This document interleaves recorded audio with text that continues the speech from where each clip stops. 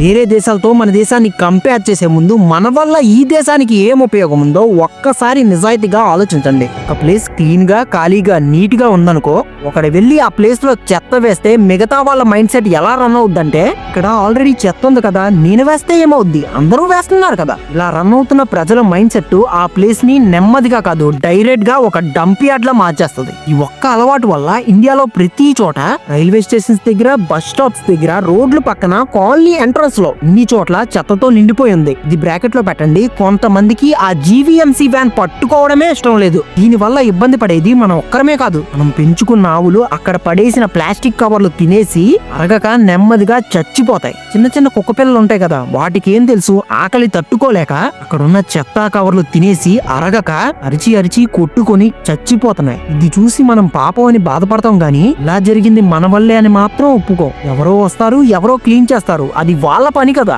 ఈ mind set ముందు మన బ్రెయిన్ లోంచి తీసేయండి. బయట ఎక్కడైనా చెత్త వేసే ముందు ఒక్కసారి ఆగి ఆలోచించండి, ఇది కరెక్ట్ కాదు, ఇక్కడ ముందే చెత్తతో నిండిపోయింది, స్మెల్ వస్తుంది, నేను వెయ్యకపోతే ఏంటి, నేను వెయ్యకపోతే ఇక్కడ చెత్త మొదలవద్దు, ఇక్కడ చెత్త ఉన్నా లేకపోయినా నేను వెయ్యకపోతే అక్కడ చెత్త మొదలవద్దని అనుకోండి. మన వస్తువులైతే మనం జాగ్రత్తగా చూసుకుంటాం, దేశం కూడా మనదే కదా. మారాలంటే ప్రతి ఒక్కరూ ఇది మనది, ఇది నాది అనుకోవాలి కదా. సిగ్గుచేటేటంటే ఫారినర్స్ వచ్చి మనకి ఎలాగుండాలో చెప్తున్నారు.